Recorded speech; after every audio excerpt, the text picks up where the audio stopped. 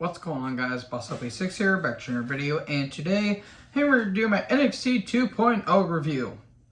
Well, that so shortly happened. Not a whole lot to really touch on here because this show really wasn't that great. Just another show of NXT. Now that Triple H is in charge, I was really hoping that this show would get better. Apparently not. What did you guys think about the show, though? Let me know in the comment section below. We start off with the Fatal 4-Way elimination match for the Women's Tag Team titles. Why are they still a thing? We get Katana Chance, Akita Carter versus Valentina Feroz, Ulysses Leon, Toxic Attraction, Paxley, and Niall. Okay, it was a match that happened. At least the women got featured. The women got featured a lot on this show, actually. It goes on for a little bit. Ulysses and Valentina get eliminated by Paxley and Niall. Goes for a few more minutes, and then Niall and Paxley got eliminated. And now it's down to Katana and Carter versus Gigi and JC. Jane, my goodness, she looked great tonight. It wasn't dull, but I really didn't care because it's the women's tag titles. Who really gives a shit about it? And in the end, Katana and Carter win. Cool. They're going to make the tag titles even more annoying than they already were. Then, Briggs Jensen and Fallon Henley, aka the former Tesha Price. Yes, please. She looked great tonight. They're backstage. All of a sudden, Schism show up. This is doing nothing for the grizzled young veterans soon to be victimized. Because they are victimized here. This is stupid. This is stupid. Gacy and Jensen are having a match tonight. Cool. And Hayes and Williams are in the ring. Open challenge. Whoever gets into the ring gets a title match. Then Giovanni Vinci shows up, and then all of a sudden Nathan Frazier runs down, and it's going to be Frazier versus Carmelo Hayes for the North American title. Vinci joins commentary. Okay. Frazier is a great athlete, but if he does not slow the fuck down, he is going to crash and burn badly. Hayes is smooth in the ring. That finisher that he uses, his back's going to hate him. It wasn't bad. It was actually quite decent for what it is. Again, Frazier's a really damn good athlete, but he's going like 100 miles per hour, and it's like, dude, you might have to slow down a little bit because that ain't looking too hot for you. But in the end, Frazier hits a dive, and Vinci was like, well, that was cool. And then Vinci hits a cheap shot, and Hayes wins. Okay, there you go. They're having that feud now. And then we cut the break and we get back to the ring with Barrett, Steiner, and Devlin for the Heatwave Summit. Who asked for this? Genuine question. Good God. Look, Devlin is a great worker. He's just not interesting. And the necessary evil thing he's running with is very necessary.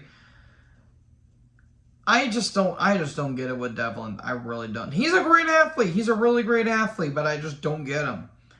Steiner tried to make this work.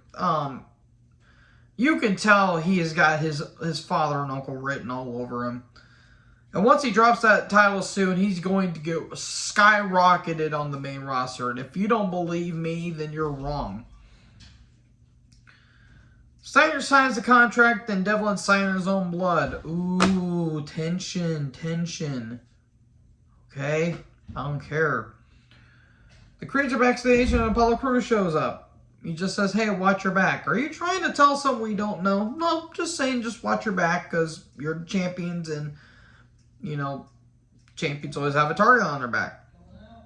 And then, Matt Kim shows up, and they're like, we're Strong ran late, so that's why he's not there tonight. Okay, cool. At least we don't hear Roderick Strong talking, thank God.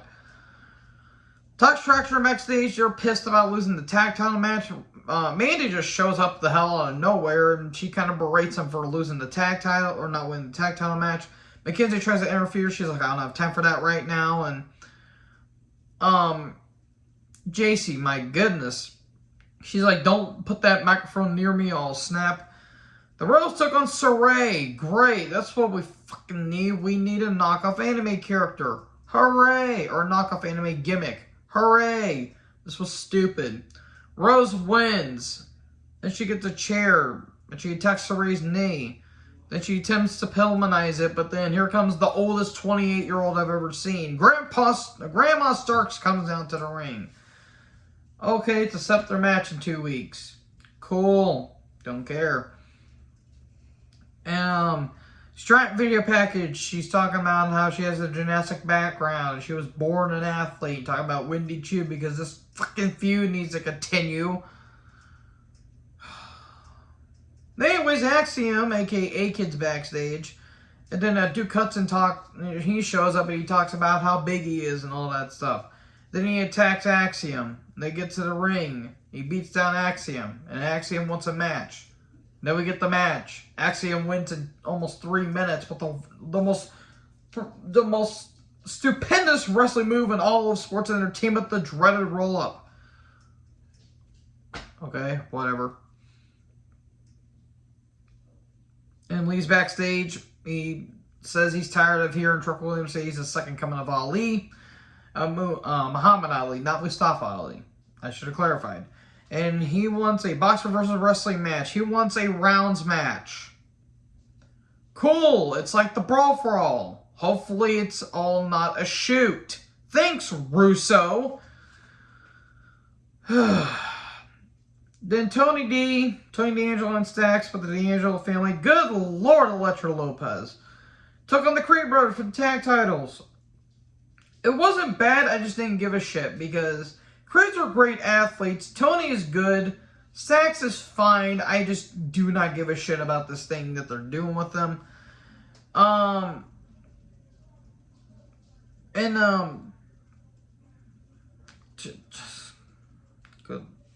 God. Just the show literally accomplished nothing. So towards the end, Brutus and Stacks, they're brawling in the ring when they're not the legal competitors. Ref's trying to get them to get out of the ring, and then this was kind of messy. But Electra Lopez, my goodness, she gave Tony a crowbar, and all of a sudden Escobar shows up, punches him, then a clothesline 1, 2, 3, and there you go, the Creeds win. Okay. Perez video package talking about how her and Jade had a great friendship and then Jade stabbed her in the back.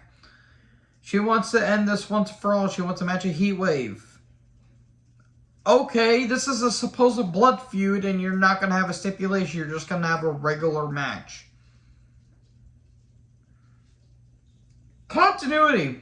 What's that, folks? Then Jade's backstage and Rose shows up. And Jade says, no, I'll deny that match. And then Rose shows up saying, well, if you take out Zoe Stark next week, then you'll get my title match. Okay. I expected that to be overbooked. Then the Von Wagner video package. Why is he on my television? Then Katana and Kaden are backstage, and they're so happy they won the tag titles. I can only wish I was happy for you two, but you two aren't interesting.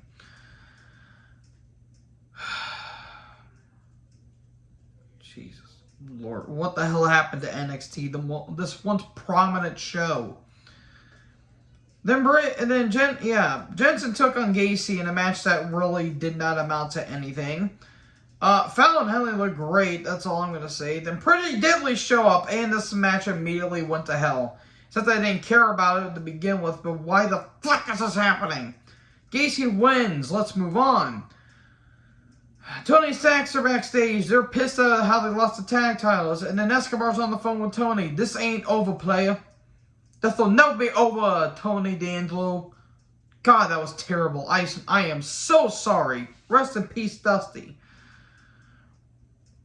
And then Kayla Ray took on Lash Legend. Kayla Ray won after a senton. So the match wasn't bad. I just didn't care about it. And then Williams and Hayes are in the parking lot. He's talking about how he's going to have his match against Wes Lee, and some women are having car troubles. Okay. Nikita Lyons backstage, because boobies. She talks about Kiana James. Okay, cool. Von Wagner took on Solo Sikoa in a false count anywhere match. Who did I piss off to deserve this? This was not good. And it's nothing to the fault of Sikoa. It's all the fault of Von Wagner. Look, I don't really know why I have such a disdain for this guy. He looks confused, and I'm pretty sure he doesn't know what the fuck he's doing. Steps and chairs getting introduced. Weak chair shots are weak, guy wrote down. A slam onto the chairs. One of the chairs actually got bent pretty weird. Samoa drop onto the commentary table. Von Wagner's back looked like he actually landed on one of the monitors. Ouch, that looked like that hurt. They go into the parking lot. Then Hayes and Williams and the women are there. They apparently had a makeout session. Cool. I wish I had that experience, but I'm lonely. Then Sikoa gets thrown to the dumpster, and then he just pops out, and he starts throwing garbage at Wagner, indicating that this match is garbage. Then Grimes just shows up out of nowhere. He gets attacked. He gets thrown. Well, not thrown. He just gets run into. By the way, I forgot to mention that Gacy kind of cut a little bit of a promo on Grimes, but I didn't mention it because I didn't care.